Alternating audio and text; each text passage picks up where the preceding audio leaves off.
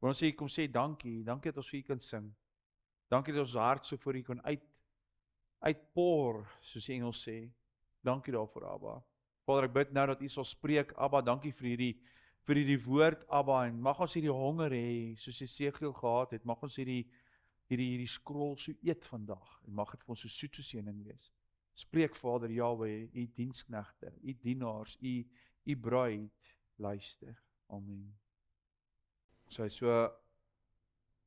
ons is besig met die vas, maar ons maak vandag klaar met die reeks oor die vas, en ek eer Abba vir dit, hoe Abba ons kom leer het oor die vas, en hoe 'n vas 'n baie belangrike gedeelte is, en 'n deel is van ons lewe, en as ons Christene, as ons volgers van Jahweh, moet ons dis dit belangrik om te vas, en hoe die vyand nie gekom het om ons pap te maak nie, om die liggaam pap te maak, en te sê, maar dit is nie meer nodig om te vas nie. Dit is, mense doen dit nie meer nie, want hulle glo dit is nie nodig om hulle self mee te deny, of te afflict, soos die woord sê nie, want dis net liefde nou. Dit gaan net oor liefde, en hoekom moet jy jouself dan nou laat honger kry vandag, as die pad vir jou oop is, en dis maar die valse leuen van die vyand af, want Vader soek nog steeds daai ietsie wat jy vir hom opgee, daai vas, daai bid, daai smeking, wat jy hom in jou, hoe Matteus sê, in jou binnekamer ingaan, en dit vir hom gee.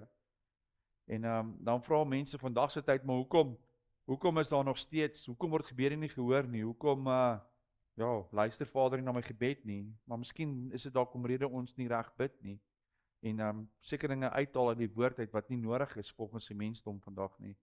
En ek gaan nie weer vir ons Matteus 6 vers 17 lees, ons het begin met die vas, ons begin met hierdie stuk, en is my so mooi, waar Matteus skrywe en Joshua praat, hy sê, maar jy, as jy vas, salf jou hoof en was jou gesig, sodat jy nie die mense laat sien dat jy vas nie, maar jou Vader wat in die verborgene is, en jou Vader wat in die verborgene sien, sal jou in die openbaar vergelde. Vergelde, dit is vergelde, jy gaan vergeld word as jy vas. En daai van was jou hoof, was jou met die waterbad van die woord, Efesiërs 5, waar dit sê, maak hom skoon voor hom, as jy wil kom in vas ingaan, en salf jou hoof. En daai het Abba ons kom leer, is daai salwing met die hoof, daai van kom verklaar dat jy is 'n koningskind, jy is 'n gesalfde van Vader Jahweh, want ek het die vorige kere gesê, dat die vyand kom vir jou, en hy kom vir jou as jy vas, hy hou nie daarvan as jy vas nie, dis hoekom die wêreld dit teen dit is vandag, want dis nie maklik om te vas nie. So, ons het die afgelope tydperk, het ons gekyk na die verskillende persone wat gevas het, en die beste voorbeeld wat ou kan kry oor hoe om te vas, is as 'n ou in die woord oopmaak, en kyk, wat sê die woord oor die verskillende persone wat gevas het, want hulle is mense wat gevas het, en hulle basies, as jy gaan kyk hoe hulle gevas het, was eintlik actually alles was gewees, die meeste van het was gewees, vir die herbou van die tweede tempel, hoe hulle gevas het. Ons het gekyk laasweek oor hoe Nehemia gevas het, om hierdie muur te herbou, hoe hy Vader gevra het vir guns om te gaan, en Vader het hom guns gegee, waar hy die skinker was, en hoe hy eventueel guns kry by die koning, en die koning gee tot vir hom geld, en toebehore om die stad se muur weer te gaan herbou, en selfde met Daniel, Esther, Esra, almal het gevas, en Vader het hulle guns gegee. Selfs al was dit net 'n vas vir beskerming gewees op die pad na die stad toe, om Jerusalem te weer te gaan herbou, die tempel te gaan herbou, het Vader Jahweh hulle guns gegee elke keer as hulle vas. En dit is die ding, hoekom ek sê, vas is belangrik, en mense doen dit nie meer nie. Alright, so vandag wil ek bietjie praat oor 'n man hy was 'n priester gewees, en hy was 'n profeet gewees. En met die man met die naam Esegiel. Esegiel, dit was nie indirek 'n vas gewees nie, maar hy was vastend gewees. Hy het iets opgegee, verlang, wat hy Vader Jahweh hom gesê het, doen dit so. En ek het nou dag ook so gesê van, as jy enige iets wat jy opgee vir Vader Jahweh, enigiets wat jy jou weerhou, is soos 'n vas. As jy byvoorbeeld sê, ek gaan nie hierdie tafel van duiwels aan sit nie, die tafel soos waar jou vark daar lê, en jou prons, en jou kreef, en al die lekker dinge, wat die wêreld vir jou wys, as jy sê, ek kies om nie te doen nie, as jy sê, by 'n braai sien, jammer mense, ek gaan nie daai borsbroodjie eet wat daai vark in het nie, dan vas jy. Dan weerhou jy jou mond. Dit is 'n natuurlike vas wat jy doen. En dis wat Jesegiel gedoen het, maar Vader Jahweh was so spesifiek gewees oor hom, hoe hy dit moet doen, hoe hy homself moet weerhou vir 'n sekere tydperk. En ek hou baie van Jesegiel. Jesegiel hou ook baie daarvan om sy woorde te quote ook. Veral by die toere, dit is my, hy was, ek dink dit was vir hom baie moeilik geweest, die tydperk wat hy gevas het, waar hy was, waar hy Jesegiel geskryf het. Maar ja, hy het mooi, Vader kom beloon op 'n einde van die dag, deur die moeilike tyd wat hy was. En in daai tydperk sy hart seer vir die volk, wat Vader hom gehelp het om dit in te neem. Ja, so, net om vandag te kyk na die tydlyn van Jesegiel. Ons het mos nou al mooi geweet, ons weet nou al wat Nehemia se tydlyn, Esra en Daniel, Ester, almal was met die herbou van die tempel in die stad gewees. En Jesegiel was net so bietjie voor dit gewees. Sy tydperk was 593 BC gewees. Dis so 400 jaar, amper 400 jaar voordat Yeshua gebore is, was sy tydperk gewees. En dis die tydperk gewees wanneer die tempel afgebreek is. Want dat die Edomite, hulle die tempel afgebreek, baie interessant, dat Kain hulle, Obadja praat van Kain hulle wat deel was van die afbreek van die tempel. Right. So die tempel is in 586 afgebreek. En die Jode is toe gevangenis geneem en soos die storie ken, waar is gevat toe dan by Babylon toe. Nou Jesegiel was net voor Cyrus, Ezra en Nehemia. En so die boek Jesegiel is so naby. Jesegiel is geskryf van hom wat in gevangenskap sit in Babylon. Hy was in Babylon, so die tempel is afgebreek, gevat, hy was van die eerste ouens gewees wat in Babylon, net om my tydperk te kry van, weet presies, want dit help as jy kan verstaan van Jeremia was net voor Jesegiel gewees, en daar alles was in daai tydperk gewees van die tempel. So Vader Jahweh praat met Jesegiel by die Kabar rivier, en sê vir hom, en ek gaan vir ons lees, Jesegiel 2 vers 1. Ons gaan vandag baie woord lees, maar Jesegiel is vir my baie, dis diep, en hoe jy sê, ek het altyd as ek voorberei, dan lees jy stukkie, en al nie die mooi stukkie uit, maar hierdie hele stukke van Jesegiel is vir my so mooi, hoe hy alles beskryf, en hoe Vader met hom praat in diepte. So ek gaan vir ons lees, Jesegiel 2 vers 1. En hy het vir my gesê, mensekind, staan op jou voete, dat ek met jou kan spreek. En die Gees het in my gekom, sodra hy met my gespreek het. Hier is baie mooi. En my op my voete laat staan, en ek het hom gehoor, wat met my gespreek het. Hy sê toe vir my, mensekind, ek stuur jou na die kinders van Israel, na die opstandige nasies, wat teen my opgestaan het. Hulle en hulle vaders het teen my oortree, tot hierdie selfde dag toe. En die kinders is hard van aangesig, en verstok van hart. Ek stuur jou na hulle, en jy moet vir hulle sê, so spreek die Here, Here. Maar of hulle nou al luister of nie, want hulle is 'n wederstrewige huis. Hulle sal moet erken dat daar 'n profeet in hulle midde gewees het. En jy, mensekind, wees nie vir hulle of vir hulle woorde bevrees nie, omdat distels en dorings by jou is, en jy by skorpioene woon. Wees nie bevrees vir hulle woorde, en wees nie voor hulle aangesig nie verskrik nie, want hulle is 'n wederstrewige huis. Jesus Vader kom herhaal dit weer en weer en weer. Maar jy moet hulle by my woorde verkondig, of hulle luister of nie, want hulle is wederstrewig. Maar jy, mensekind, luister na wat ek jou sê, wees nie wederstrewig soos die wederstrewige huis nie, maak jou mond wyd oop, en eet wat ek jou gee. Toe kyk ek, en daar was 'n hand na my toe uitgesteek, en daarin 'n boekrol. En hy het dit voor my uitgesprei, en dit was beskrywe op die voor- en agterkant, en daarop was geskrywe klaagliedere, en gesug en wee. So hier kom Vader Jahweh, en hy kom lig Jesegiel op.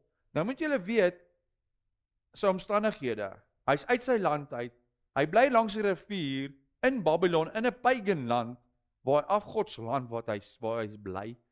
Hulle het die tempel verloor. Dit is die plek van gebed, dit is die plek waar die offers, dit is so goed, jy kan nie bid nie, want jy kan bid, maar jy kan nie jou sonde gaan betaal nie, want daai tyd moes jy jou sonde gaan betaal het. Hulle het nie vir Yeshua se bloed gehad, was daar nie. So hy is langs die rivier, moeg oorlaai, onseker oor die toekoms van die Jode. En Vader kom lig hom op. Vader stuur sy gees, sy ruach, in hom, om hom op te tel. En praat met hom deur sy ruach. En dis hy so mooi, van hoeveel keer het jy nie al in jou lewe, wat jy moeg is, oorlaai is, wat jy voel, daar is nie vir jou 'n toekoms nie, daar is vir jou niks nie, jy is soos regtig waar soos 'n Job, wat op die ashoop sit. En dis gewoonlik wanneer die Vader Jahwe met jou kom praat. Maar so mooi, hy beskryf hierso, hy sit sy ruach in jou, sy asem wat hy in jou sit, sy afgesonderde asem in jou, wat hy in jou sit, en hy lig, sy ruach lig jou, en dan praat hy met jou.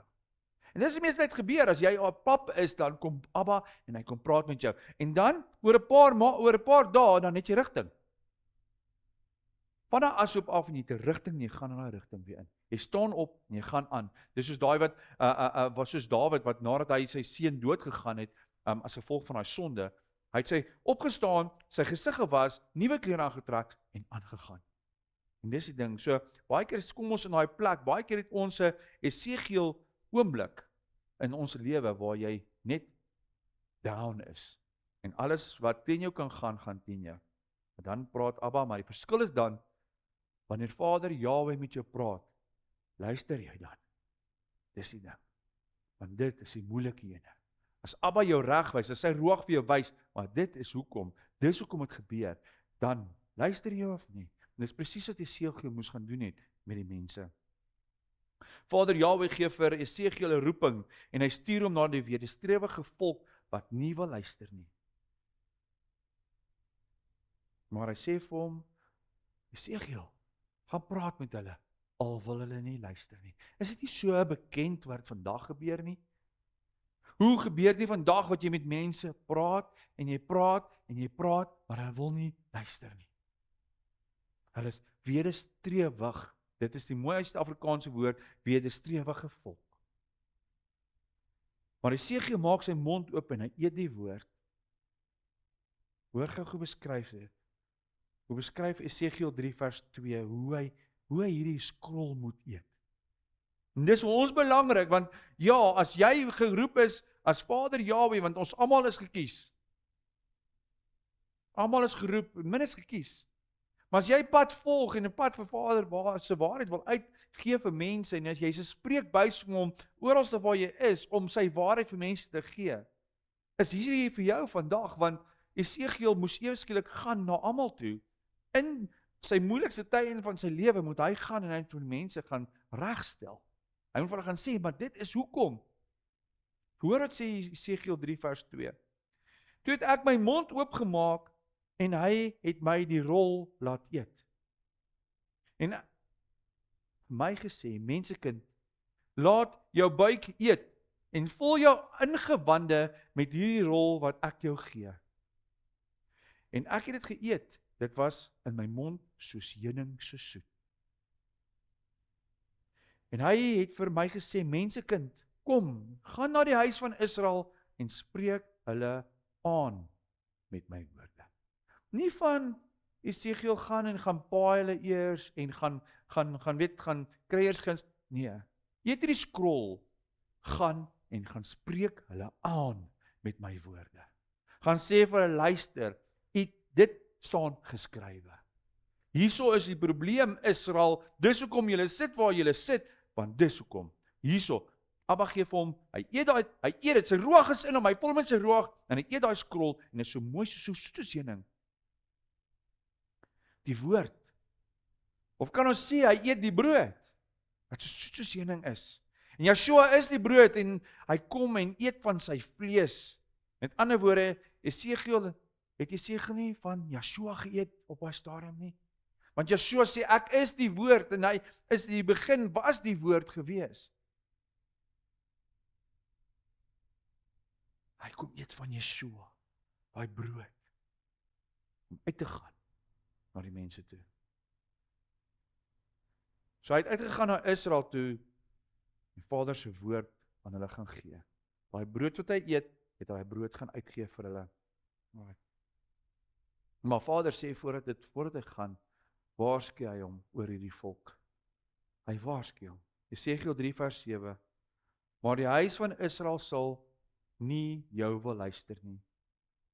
Omdat hulle na my nie wil luister nie. Want die hele huis van Israel het 'n harde voorhoof en 'n ongevoelige hart. Vader weet klaar hierso. Hy sê, kyk, ek maak jou aangesig hard, net soos hulle aangesig. En jou voorhoof hard, net soos hulle voorhoof. Jou voorhoof maak ek hard soos 'n diamant, harder as 'n rots. Jy mag nie vir hulle bevrees of vir hulle verskrik wees nie. Hoor hierdie stukkie. Jy mag nie vir hulle bevrees of vir hulle verskrik wees nie, omdat hulle 'n wederstrewige huis is. Kan jy net dink hoe Vader Jahwe, die skepper van ons almal, hoe het hy gevoel op daai stadium om klaar vir 'n profeet te sê, maar daai mense gaan nie luister na jou nie. Ek dink dit was hartseer vir Vader gewees. Daai mense, hy sê Jesegiel, hulle gaan nie luister nie, ek ken hulle gaan nie luister nie. Ek het hulle gewaarsku voordat hulle in die beloofde land ingegaan het, ja, julle gaan dit doen, julle gaan hoereer, julle gaan sleg wees. En ek gaan julle sif. En hy sê vir jou, gaan praat net weer met hulle asseblief, Jesegiel, maak nie saak, ek het hulle gestraf, hulle het hulle tempel verloor, hulle is geskeer. Gaan praat net nog een keer weer met hulle asseblief. Maar ek weet hulle gaan nie luister nie, maar dit is so amazing hoe Vader Jahwe is, want hy gee hulle nog 'n kans. Hy gee hulle kans op kans op kans op kans. Hy los hulle nooit nie. Hy gee hulle kans om terug te draai. Was Jesegiel en Johannes die doper? Want hy het gegaan na die mense toe. Hy het gegaan na die Israel toe, wat verlore skape geword het. Was Jesegiel en Johannes nie die voorlopers vir die weg van Yeshua nie? Hulle het die weg van Yeshua gaan voorberei. Jesegiel en Johannes, die doper. Die weg vir die verlore skape wat geskei is. Want Jesegiel se bediening het na die skeibrief van Jeremia 3 vers 8 gebeur. Vader is so getrou, hy gee hulle keuse. Ons almal weet hoekom die skeiding, die skei saak gebeur het, en hoekom die tempel afgebreek is. Alles omdat die volk hulle rug gedraai het en geignoreer het. Teen Vader se wet, sy insettinge en sy verordeninge geignoreer het. Wat net oor Nehemia. Die storie van Nehemia, hy kom hy weer, men gaan kyk vir Daniel, hoe baie keer het Daniel gepraat oor die volk, wat hulle gedoen het. Nehemia van, julle, ons het ons tempel verloor as gevolg van julle sondes, en as gevolg van omrede ons hierdie Sabbatdag nie meer onderhou nie. Maar hoe gaan ons die mure sluit?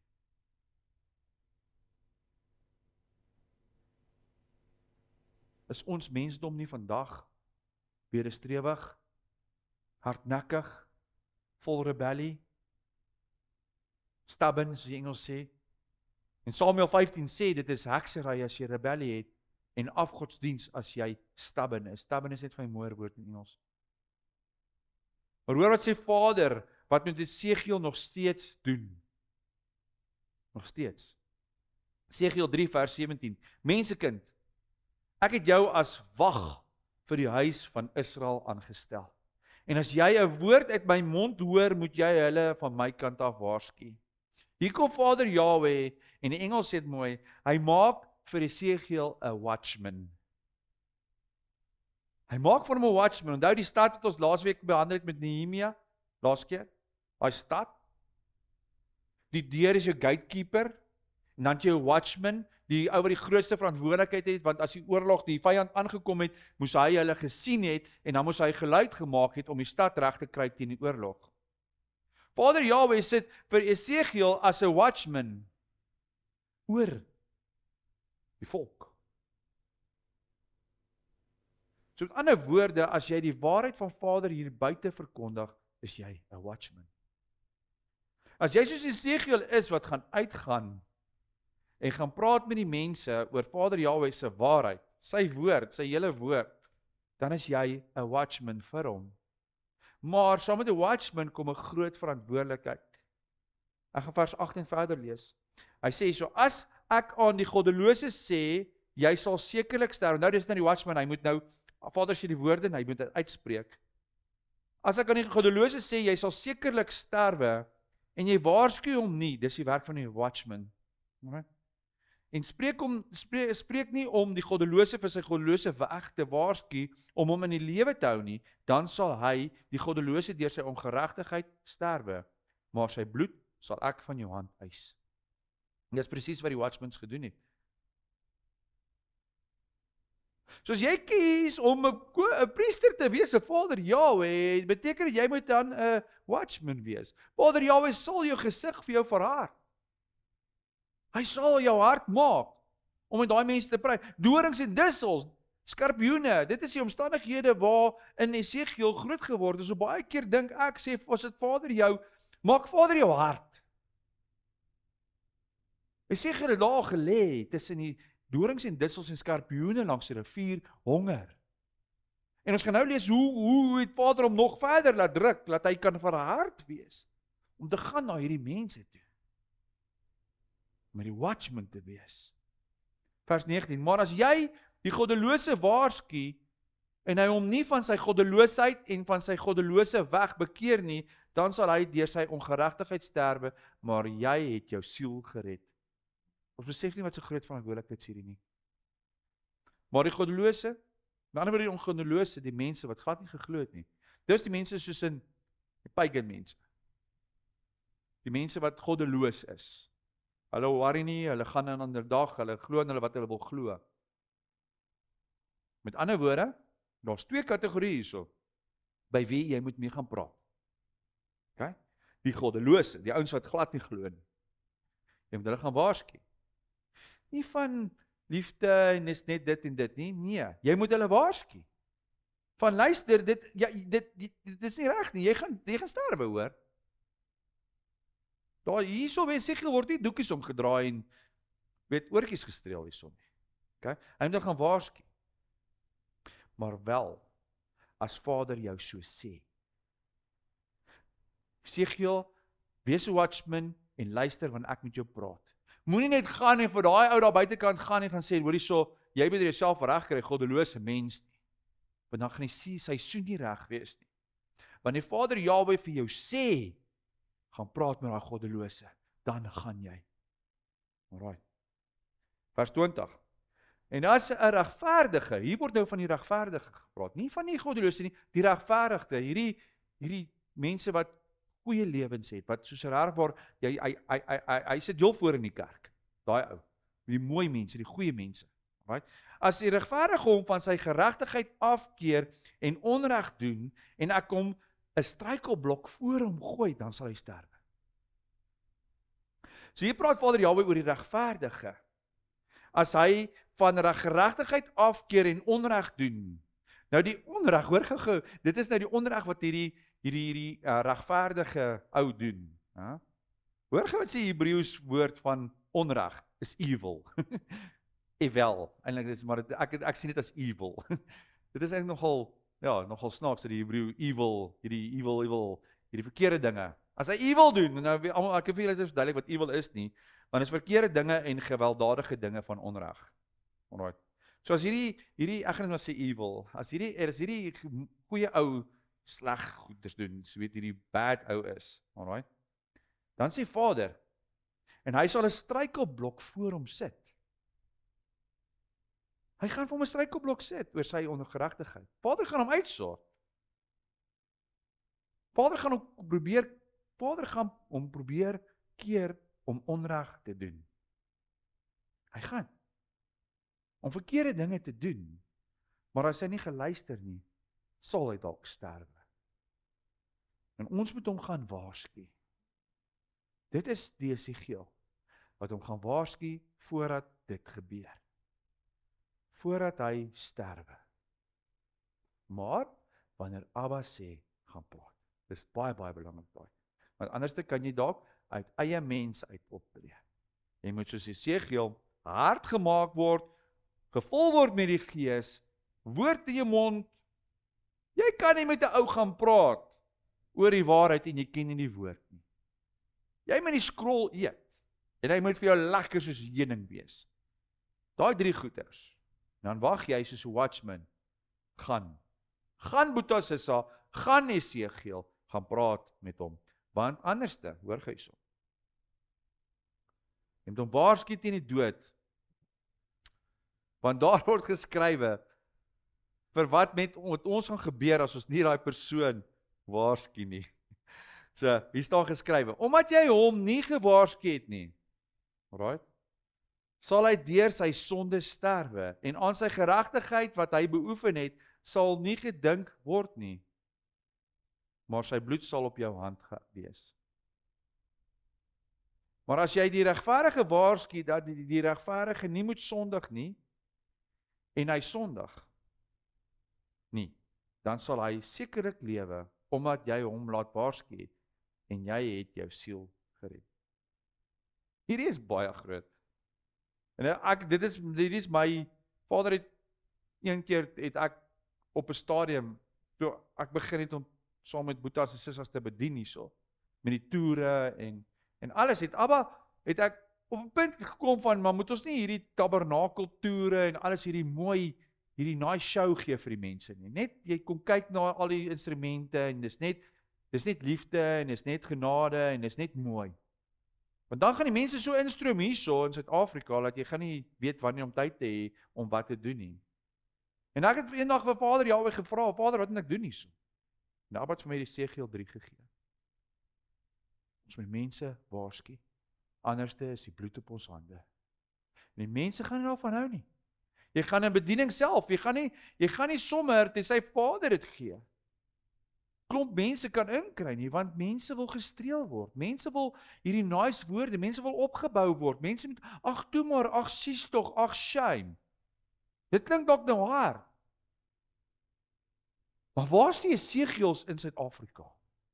Wat staan op Vader Jahwe se woord? Om hulle te gaan waarsku. Die punt van die saak is dat jy hoef net te waarsku, sê Abba hierso. Abba sê nie vir hierso staan nie geskrywe Esegiel gaan pynig hulle of gaan slaan hulle met 'n stok totdat hulle verander nie. Nee. Jy moet net die woord gaan gee en hulle waarsku. En dis die ding. Petrus sê in 2 Petrus 2 vers 21, as jy gehoor het en jy draai terug na jou ou weet toe, as jy so 'n hond wat terug gaan na eie braaksel toe.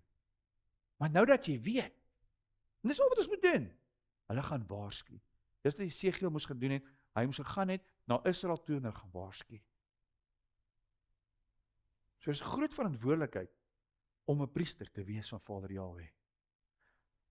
Jakobus 3 vers 1 sê, moenie baie leermeesters wees nie, my broeders, omdat julle weet dat ons 'n groter oordeel sal ondergaan. Dit is amazing, dit is 'n groot voorreg om dit te kan doen vir Vader Jahwe. Glo vir my, dis moeilik om dit te doen. Maar ja, as jy vir Abba lief is, gaan jy doen wat hy van jou vra. Maak nie saak hoe die mense, Yeshua kom sê, die wêreld gaan jou haat as jy dit doen. Hulle gaan nie van jou nie. Maar ons moet gaan praat soos Esegiel. Nou die vraag is, wanneer en hoe het Esegiel gevas? Ek neem dit te vas, want glo vir my, as jy vir 430 dae brood eet, is jy vas. Kom ons lees. Dit is baie lang stukke, maar hierdie is 'n amazing story van Vader, en dis wat hulle gedoen het in die sinagoges. Hulle het woord opgemaak en woord gelees. Nie mense opinies gepraat nie. Esegiel 4 vers 1. En jy, mensekind, hoor gou hierdie, en terwyl ek dit lees, probeer net self net indink, hoe het Esegiel gevoel op daai stadium? Neem vir jou 'n baksteen en sit dit voor jou neer en teken daarop 'n stad, naamlik Jerusalem. Maak dan 'n belering daarteen en bou forte daarteen en gooi 'n wal daarteen op en stel laars daarteen op en lê stormramme daarteen aan en rondom. So Vader sê letterlik vir Esegiel om 'n klein model van Jerusalem te bou. 'n hele modelletjie van Jerusalem, die stad. Klein model. Right.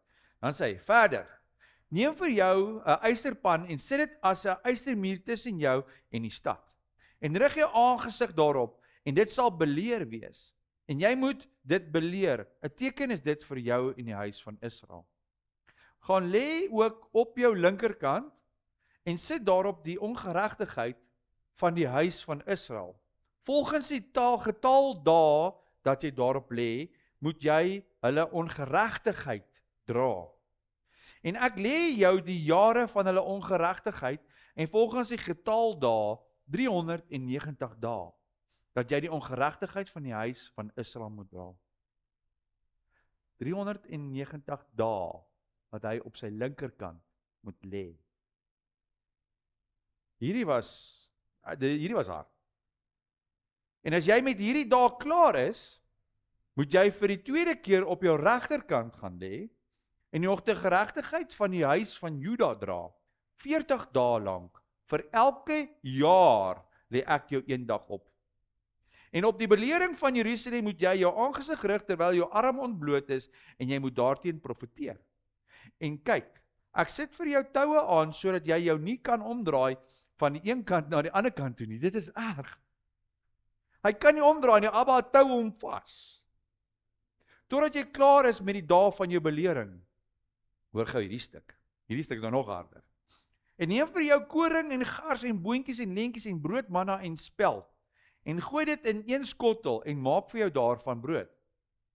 Volgens die getal dae dat jy op jou sy lê, 390 dae moet jy daarvan eet. En jou voedsel wat jy moet eet, sal 'n gewig wees 20 sikkels elke dag. Van tyd tot tyd moet jy dit eet. Jy moet ook water by die maat drink. Die 6de deel van 'n hin, van tyd tot tyd moet jy dit drink. En as garskoeke, hoor gou hierso, moet jy dit eet en dit op die mis van mense drek bak voor hulle oë. Daai is baie grous. Toe sê Here, Vader asseblief, so sal die kinders van Israel hulle brood onrein eet onder die nasies waarin ek hulle sal verdrywe. Okay? En ek sê, ag Here, Here, kyk, my siel is nooit verontreinig nie, en ek het van my jeug af tot nou toe geen aas, iets wat verskeur is geëet nie, en aan hulle geen bedrowwe vleis in my mond gekom nie. Toe sê hy vir my, Vader Jahweh, kyk, ek het vir jou beesmis gegee in plaas van mense drek. Daarom moet jy jou brood klaarmaak. Ook het hy vir my gesê, mensekind, kyk, ek verbreek die straf van die brood in Jerusalem, en hulle sal brood by die gewig en met kommer eet, en water by die maat en die strome smart drink, sodat hulle gebrek aan brood en water het, en die een met die ander verstom staan in hulle ongeregtigheid wegkwyn. Vader kom hierso en hy laat Esegiel voel hoe sy hart is.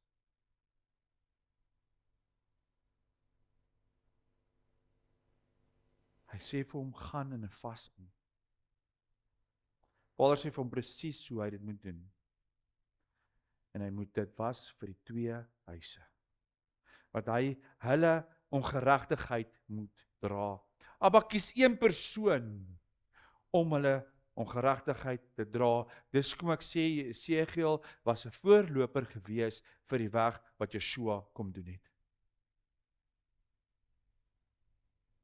Die huis van Juda en die huis van Israel. So jy moet weet dat die 390 dae wat hy moet gelê op sy linker sy, wat die huis van Israel is, was vanat Salomo die tempel gebou het, tot en met die tydperk wat die skering gekom het en die tempel afgebreek is, was plus minus 390 jaar gewees. 390 jaar wat Israel gaan begin het om te horeer. Nadat Salomo in sonde geval het, 390 jaar. En daar het 'n skering gekom onder Israel in die tydperk van Rehoboam, sy seun, en Jerobeam. Twee seuns van Benjamin en Juda, hulle het die Jode geword. En die ander 10 seuns het die huis van Israel geword. So met die tydperk van Salomo, toe hy geval het, 2 huise, toe die skering gekom. Nou die skering het daaromtrent 390 jaar gebeur, so ek gesê het. Dit verteenwoordig die 390 dae wat Esegiel moes lê. So baie mooi hoe beskryf Abba Vader Jahwe klaar dat een dag is soos 1000 jaar, of soos 'n jaar. Een dag is soos 'n jaar, of een dag soos 1000 jaar. Vader is buite tyd. Hy het een dag, soos hy sê 7 dae of 6 dae beskepping, was dalk nie net 'n dag gewees nie. Een dag kan soos 'n jaar wees. Verstaan? So ons moet altyd Abba lewe, Abba is buite tyd. Maar hier kom sê hy daai 390, dis daai verteenwoordig 390 dae. Right. Dan moes Esegiel 40 dae op sy regtersy lê, en dit was die 40 jaar wat die Jode gehoreer het. Right. Dis die rede hoekom Jeremia 3 vers 8 oorgegee hierso. Want ek het altyd gewonder, waar's die skeiding? Hoe kan Abba sê, Juda, maar ek skei jou nie, maar Israel, ek skei jou? Right? Maar hierso is 'n 40 jaar teenoor 390 jaar. Dis 'n groot verskil van horering. So dis waar Jeremia 3 vers 8 sê, ek gaan ons vers 6 lees.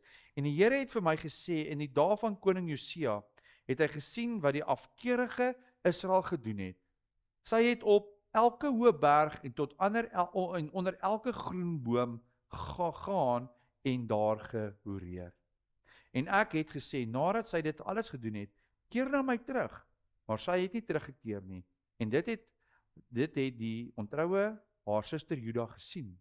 En ek het gesien toe ek uit oorsaak van die oorspel van die afkeurige Israel haar verstoot en haar skeibrief gegee het, dat die ontroue haar suster Juda nie bevrees was nie, maar gegaan en ook self gehoreer het. En vanweë haar ligsinnige hoerery het sy die land onheilig. Ja, sy het oorspel bedrywe met klip en hout. Maar ook ondanks dit alles het die ontroue haar suster Juda haar nie met haar hele hart tot my bekeer nie, maar valslik spreek die Here. Toe die Here vir my gesê, die afkeurige Israel het haar siel geregverdig meer as die ontroue Juda. Sal jy nou hoekom Israel geskei is en Juda nie? 40 jaar teenoor 390 jaar. Groot verskil. So aan die einde het Israel, na die skeiding, het hulle 'n heidense volk geword en hulle is gesif onder die heidene, soos al geprofeteer is. En Esegiel moes hulle laste dra vir hulle sondes. En hy kom en hy wys vir hulle die pyn. Kan julle self dink om koeke te bak op beesmis en net daai brood te eet heeltyd en op jou sy te lê? Ek dink dit was hard geweest. Maar ek dink Abba se hart was seer geweest vir hulle. Maar Vader Jahwe, hy was so getrou geweest en hy was so lief geweest vir hulle dat hy vir hulle heeltyd 'n uitweg kom maak het. Hy het vir hulle 'n weg kom maak. En sy naam is Yeshua vir die huis van Israel. Dis kom Yeshua gesê het, is dat ek kom nie vir die verlore skape. Ek kom nie vir die Jode nie, maar ek kom vir die verlore skape van Israel. Hy het gegaan, hy is die weg dat Vader weer kom maak dat hulle kan terugkom. Nou al die visies en seer het Vader vir Esegiel 'n visie gegee van bemoediging. Dis wat so mooi is. Na al hierdie goed verby is, na al hierdie leer op die sy, na al hierdie juk wat hy moes gedra het oor almal se sondes. En Vader hom bemoedig het en gesê het gaan praat, kom gee Vader vir hom 'n bemoediging. Maar hoor gou hierso. Een ding wat uitstaan is. Na sy brood en water vas vir 430 jaar, want dit is 390 jaar vir Israel en 40 jaar vir die Jode, is 430 jaar wat hy moes verteenwoordig om te lê. Alright? Hoor gou die nommer 430. Dit gaan vir ons baie sin maak. Gee 430 jaar, maar ook die hoeveelheid dae wat Esegiel, kyk, ek het dit gesê. Hoor gou die voorbeelde van 430 jaar. Vandat Vader met Abraham covenant gemaak het, tot die uittog uit Egipte uit, 430 jaar. Die tydperk wat Israel in Egipte gebly het, wat hulle onder slawerny gesit is, 430 jaar 430 jaar verteenwoordig 'n tydperk van wag, maar ook na die 430 jaar 'n nuwe begin. En dit is wat so mooi is. Die 430 jaar waarvoor Jesegiel gevas het voor 'n nuwe begin. Die belofte van die dooie bene wat weer gaan opstaan. Wat oor Jesegiel geprofeteer het. Wat Vader Jahwe vir hulle sê, hulle gaan weer vir 'n nuwe huis maak. Hulle gaan weer word. So na daai 430 jaar van sleg wees, kom die goeie weer deur. En dit is so mooi hierdie 430 jaar toe ons albei mekaar sit. So ek gaan ons afsluit met 'n stuk uit Jesegiel uit. Dis die belofte, dit is die bemoediging. Na alles wat hy nou gedoen het, hierdie vas wat hy gehad het, hierdie sondebetaling, hierdie Abba wat hom leer, kom sê Vader vir hom, Jesegiel, hier is julle, jy gaan met hulle praat en die mense wat gaan luister, die mense wat gaan terugkom na my toe, die mense wat vir Yeshua byvoorbeeld, wat hy het nie geweet van Yeshua nie, maar dit is Yeshua wat gaan kom, en hy gaan die mense terugbring. Hulle, hier is die belofte vir hulle. Ek sal hulle nie los nie, ek sal hulle nie, dit is so mooi is. En Vader Jahwe kom praat met hom, en hy gee vir hom hierdie eindtyd profesie, vir Jesegiel. Kyk, Jesegiel het baie visies gekry, maar hierdie is die mooiste enetjie van almal, en dis vir ons as bruid vandag, om vas te hou aan. Jesegiel 37 vers 1, ek gaan vir ons lees, so lang ene, maar hoor gou hierso, hoe mooi is hierdie belofte, van Vader Jahwe af vir ons eendag. Die hand van die Here was op my, en hy het my uitgebring deur die Gees van die Here, en my neergesit in die laagte, en dit was vol bene. En ek het my met hulle laat verbygaan, na alle kante toe, en kyk, daar het 'n groot menigte oor die laagte gelê, en kyk, hulle was baie dor. Toe sê hy vir my, mensekind, kan hierdie bene lewendig word? En ek antwoord, Here, U weet dit. Daarom sê hy vir my, profeteer oor hierdie bene en sê vir hulle, dor bene, hoor die woord van die Here. Moet ons dit nie ook begin doen?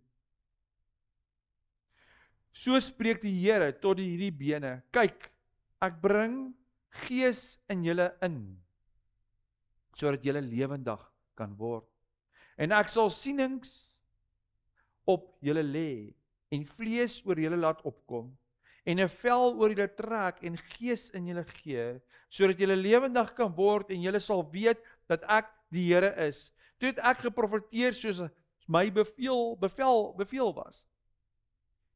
En sodra ek geprofeteer het, was daar 'n geruis, en kyk, 'n beroering, en die bene het nader gekom, elke been na sy been. Toe kyk ek, en daar was sienings op hulle, en senings op hulle.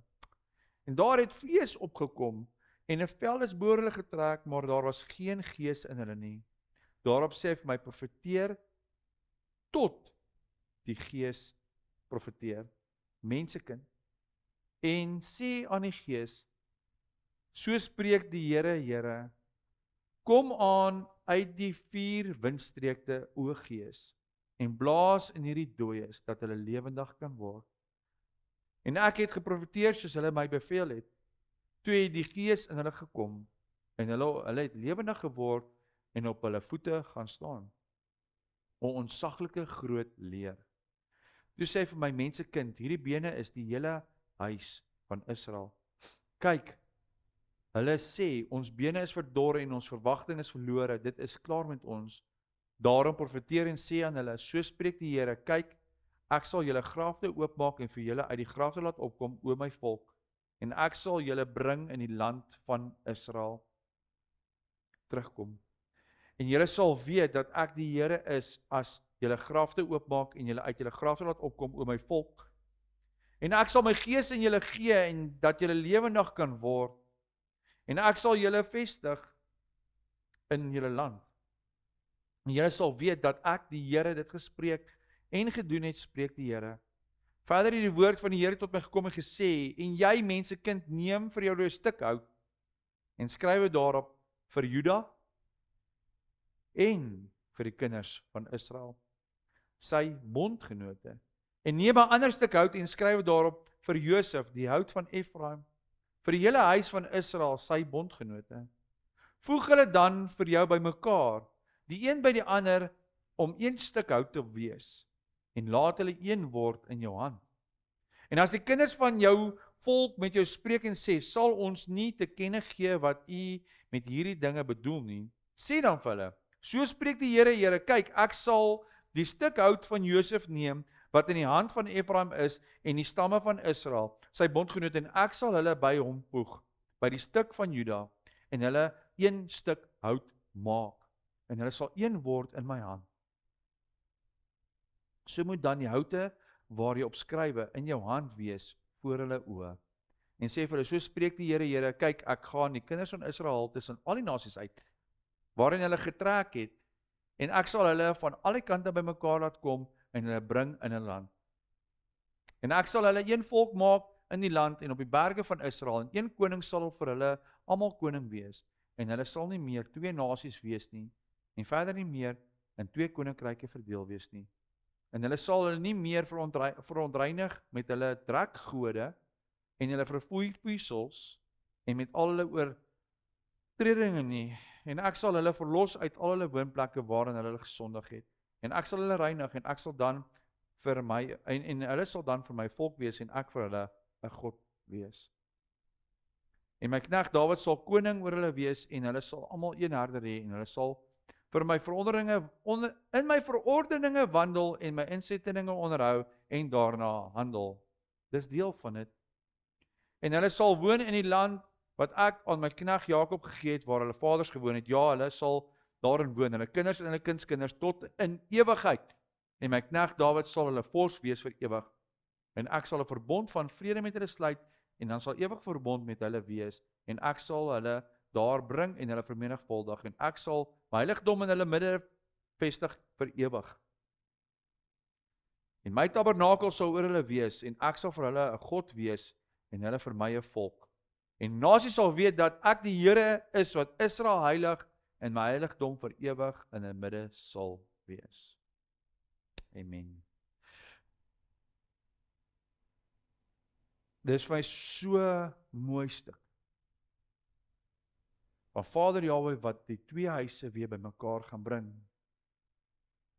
En weer terugbring, hy gaan ons almal haal.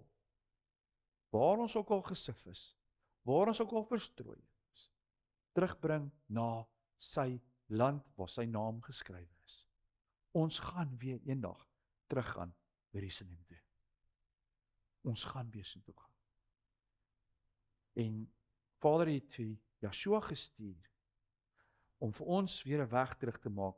En hy sê so mooi, hy gaan sy gees weer in ons binneste sit. Wat het Joshua gedoen toe hy opgevaar het hemel? Sê, ek gaan my gees vir julle gee.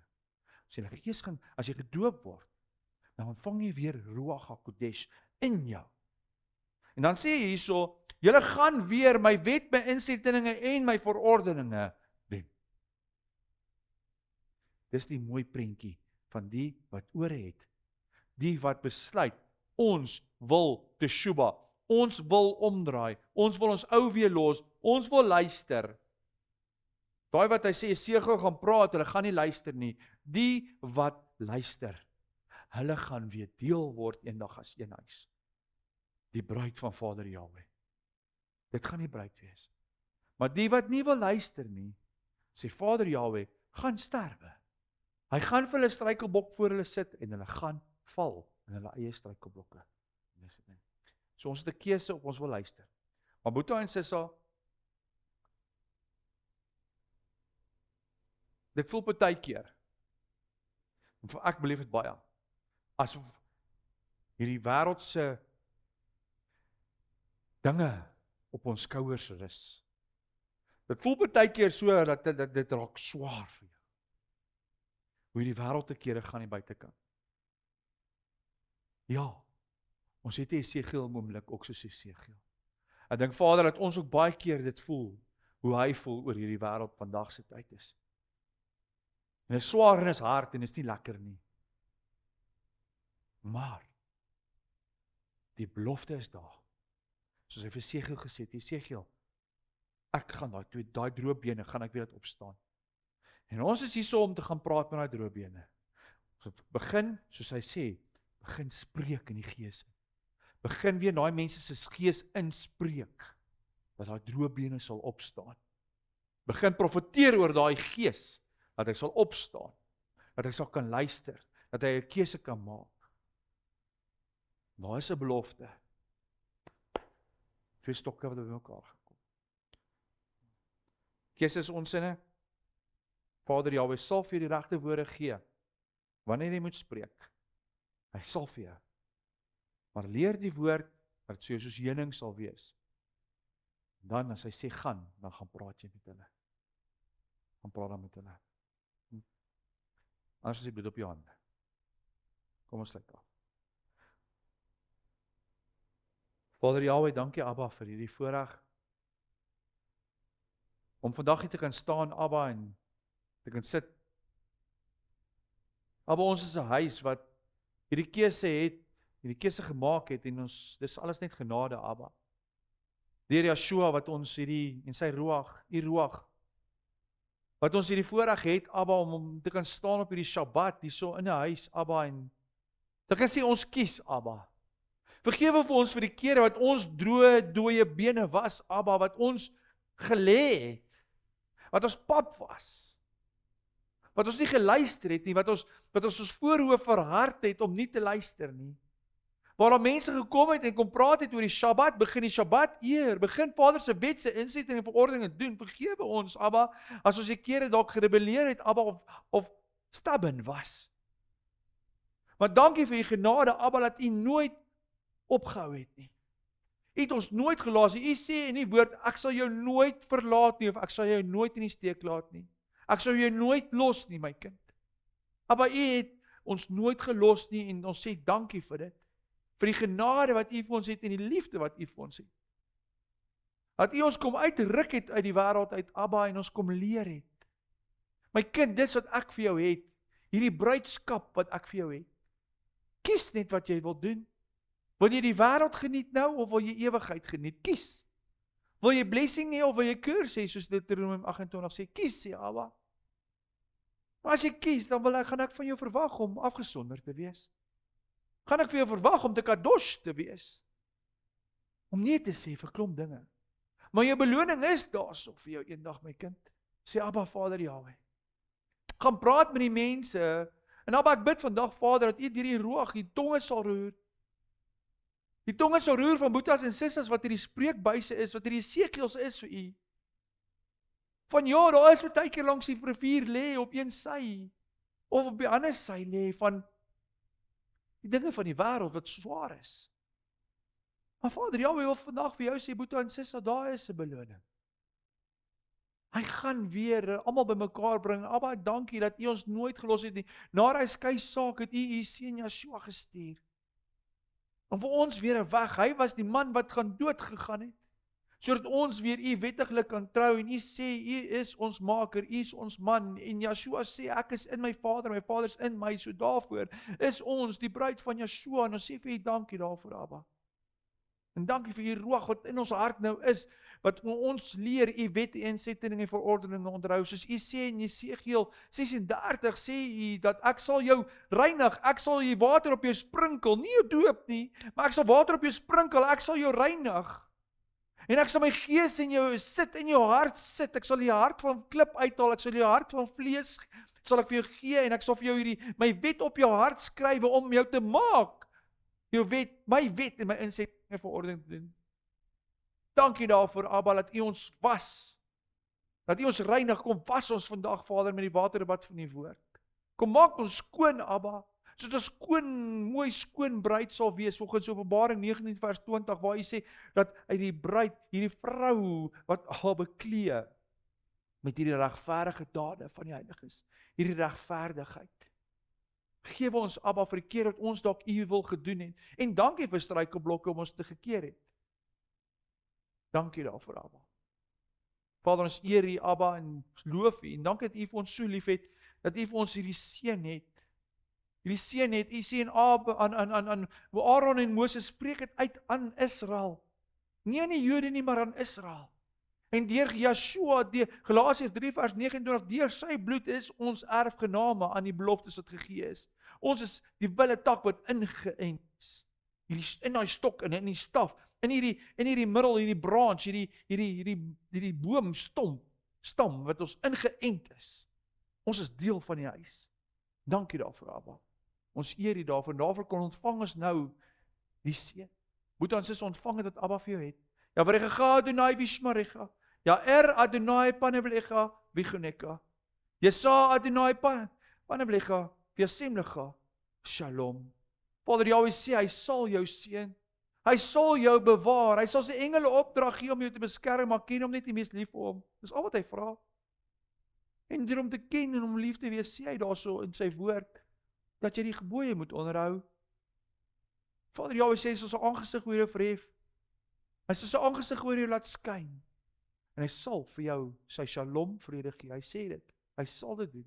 Ontvang dit nou, deur die kragtige werking van die Ruach HaKodesh. En deur ons koning en ons hoofpriester, die seun van Jahwe, sy naam, Yeshua Mashiach se naam. Amen. Amen, dankie julle. Like asseblief ons video, subscribe asseblief ons kanaal en stuur dit vir jou vriende.